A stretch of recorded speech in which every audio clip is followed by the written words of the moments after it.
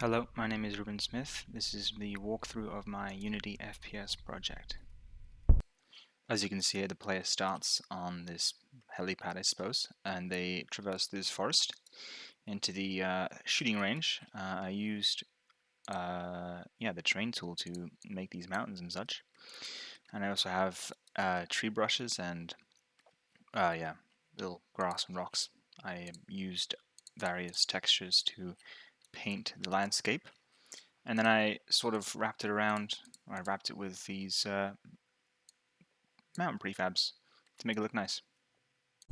Coming out of the starting area over there, I am now in this shooting range, or this is a friendly player base, I suppose.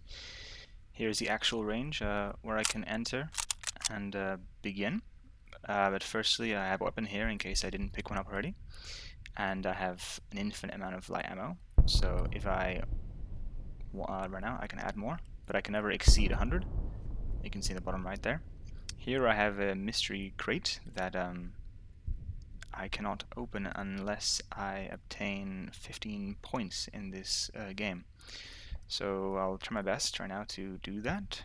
Here we go. So I used the same models as the enemies you'll see later. I just kind of gave them a transparent and red material to make them look like they were holographic, and it works well, I think. I don't think I get 50 points in this round, unfortunately. Maybe.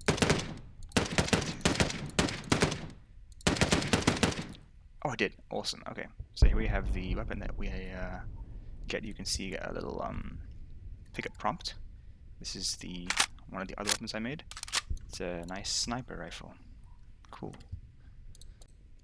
So coming out of the shooting range, we now see a town here, and we can see there's actually some enemies over there, and they're all patrolling. The white lines here show the individual patrol points, or the routes, sorry, around the town.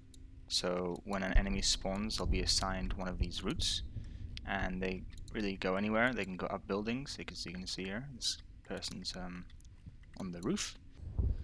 So if I engage with one of these enemies, they will be aware of my presence, and they will engage in combat with me. So I've obviously made a lot of noise, so all the other guys around the vicinity have now been aware of my presence. Oh, and I have died. I won't be engaging in combat, but I will just want to show the detection for these enemies. So you can see an orange bar above their head, and that is basically how apparent I am to them, I suppose, or how visible. This is a combination of their forward-facing vector and how similar it is to my position, and my proximity. So this person is curious. I've increased their bar to a certain point where they're now walking towards me slowly, and if it reaches a certain point, then they will be aware and they will engage in combat. First they'll wait a couple seconds, or a few fractions of a second you saw there, and then they will shoot me. So when a NPC engages in combat, it'll periodically tell surrounding NPCs that he is in combat. So depending on the distance, the NPC will either full-on engage in combat, or they will become curious. So if there was an enemy on the other side of the town, then chances are they'll be curious of me shooting these guys here, and they will, they'll walk towards me until they, see me. When I kill the enemies, they will drop some things for me. So here I will try to kill this person here. As you can see, they have dropped some ammunition they were carrying. I had it set to the ammo of the type of the weapon, but then I wouldn't be able to use my sniper rifle. So I get some of each, as you can see in the bottom right. Now I have a prompt to pick up their weapon, and I can switch whatever one. I can carry two at a time. Yeah. When the NPCs need to reload, they will first find cover, and this is how that works.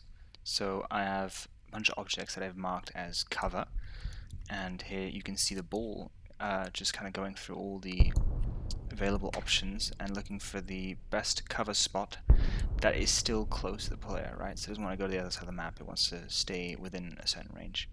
So it'll find an object and pick one of its four corners, the corner that will, well, theoretically try to be as